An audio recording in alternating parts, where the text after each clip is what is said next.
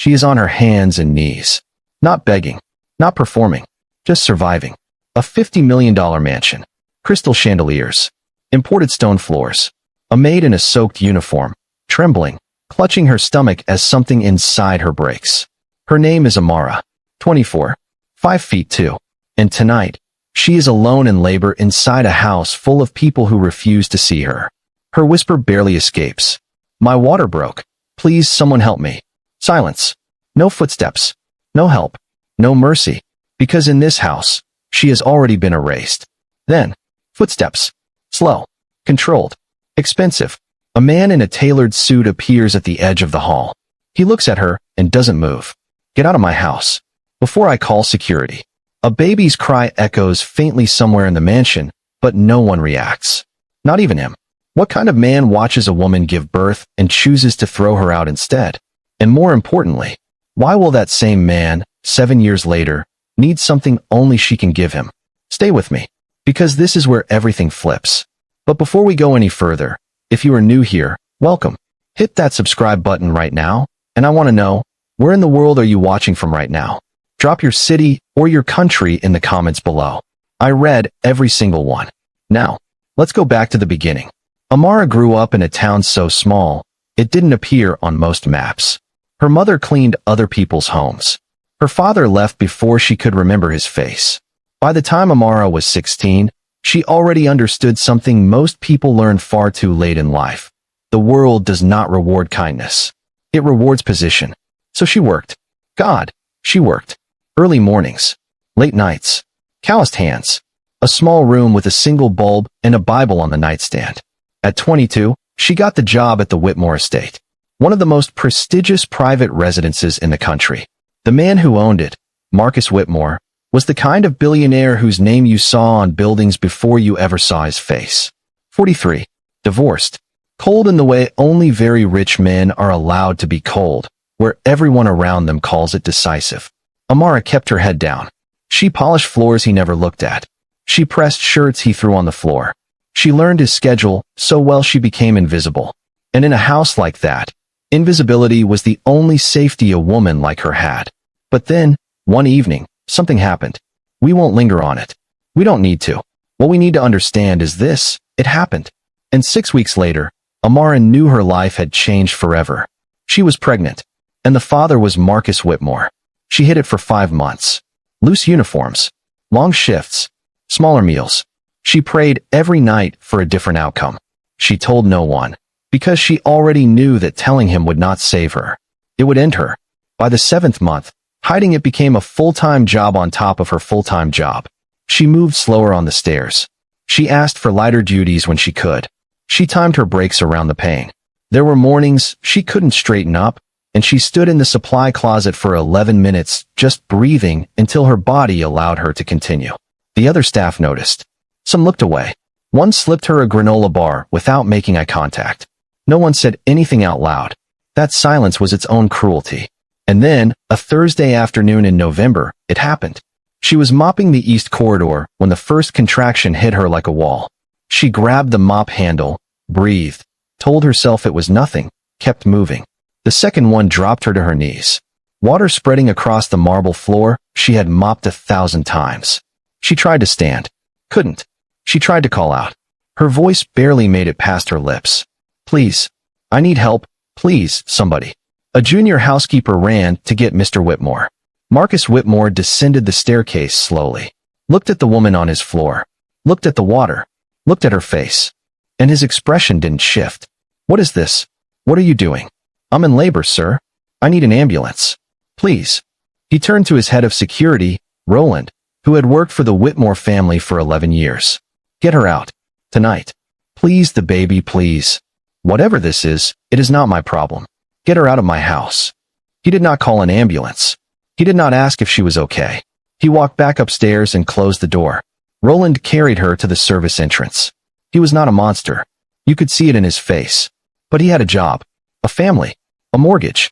And Marcus Whitmore's anger was something no one in that house could afford. He set her down on the steps, placed her bag beside her, and went back inside. The door shut.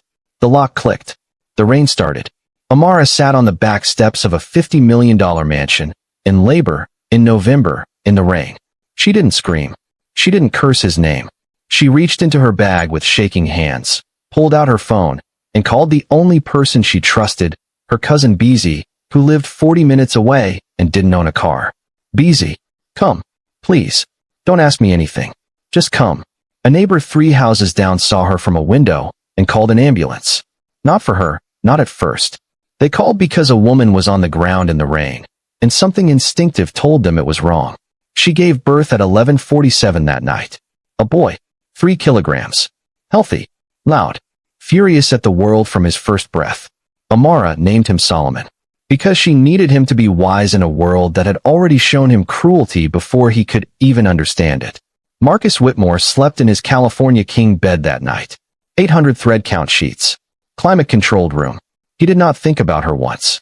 7 years passed. Amara rebuilt slowly, painfully, the way people rebuild when they have nothing except will. She got a cleaning job at a hospital, then a second job at a bakery on weekends. Beezy watched Solomon when she worked nights.